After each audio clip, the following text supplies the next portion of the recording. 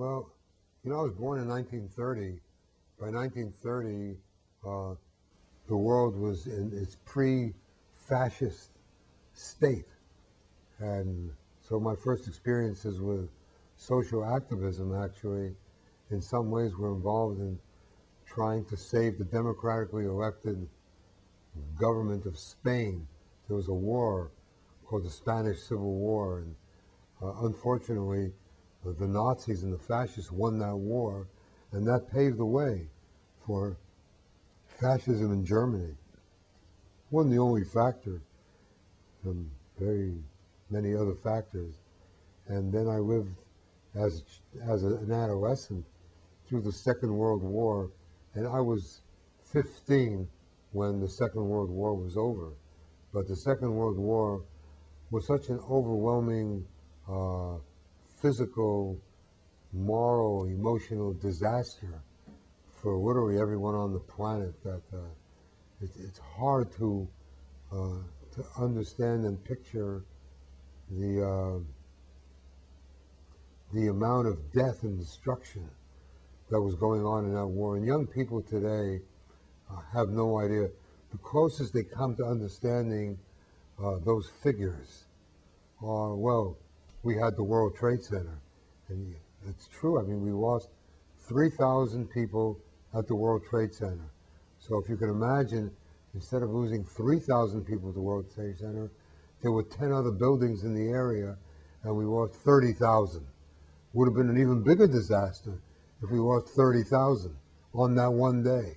So if you stop and think that we lost 30,000 every day, 365 days a year, for 4 years, then you get a picture of the sense of how many people died in the Second World War, plus the destruction of whole cities. Hiroshima and Nagasaki destroyed by atom bombs.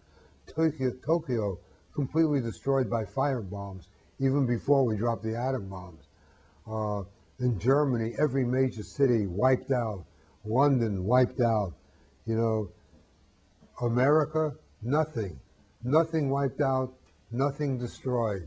We lost 400,000 men in the Second World War. 400,000 men.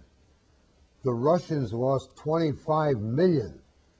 Think of that. Their total population at that time was probably about 175 million people.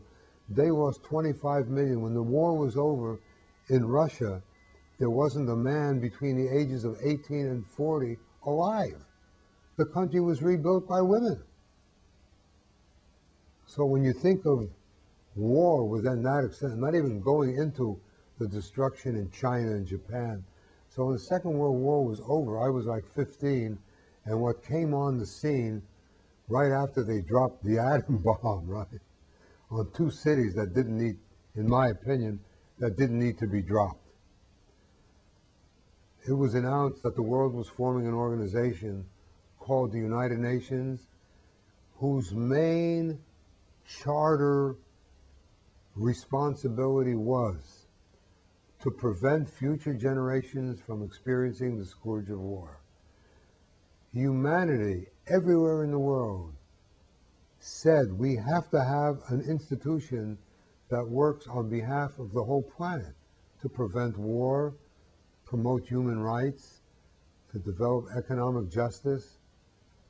And that's why the UN was born. So at 15, 16 years old, from where I was coming from, which was a very rather sheltered existence in a very sort of progressive, left-oriented background, to me what that meant was a big sign of hope for all humanity. And so the more I watched this organization function, the more I realized how important that institution was for the world. More important than anything else that was happening. And I remember my first actual experience, I was so excited about the fact that the UN was a functioning institution that I went up to San Francisco, where the UN was born, to help them celebrate the 10th anniversary of the founding of the UN in San Francisco, 1955. So that was my first actual experience with the UN. I was victimized by the United States government as part of a program that the government had that sort of has a nickname now called McCarthyism. And because I came from having been born and raised in a commune that was socialist, communist oriented, I became part of their no good list. So I was a victim of the period in the 50s known as McCarthyism. I was subpoenaed by the committee, the House Congressional Committee on Un-American Activities, and the un-American activities that I was engaged in was promoting human rights, promoting civil rights, promoting workers' rights, working on behalf of peace. That's what I was working for. The government interpreted that as being a bad thing, and so they subpoenaed me before their committee. They have since then been thought of or put down in history as a negative part of the history of our country, and so they should be. But in the 50s was sort of a very dark period, and I was drafted during the Korean War. I was in the Army for a couple of years, 1951 and 52. But when I got out of the Army, I didn't go anywhere. The reason I didn't go anywhere was because I didn't believe in their war, you know. The whole thing didn't make sense to me as a young person. So there were a lot of people like me that were all sort of put in a special regiment, and they didn't do anything to it. They just sort of kept us there and eventually discharged us. And when I got out, I went to work for the Southern Pacific Railroad, where I spent 25 years.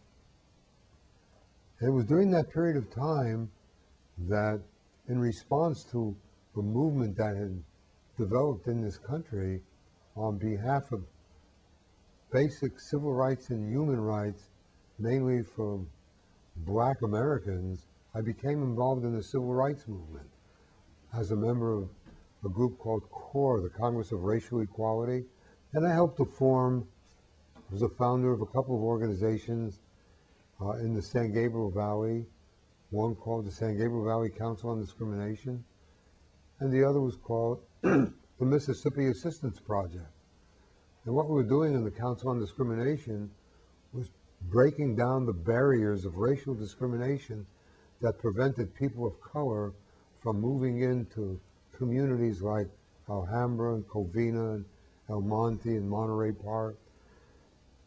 We would do consciousness raising, we would do picket lines, and we would try to educate people about the evil of discriminating against people simply because of their color or national backgrounds.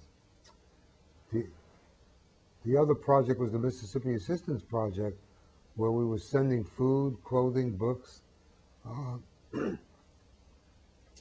by the truckload to people in Mississippi who were involved in struggling for the right to vote.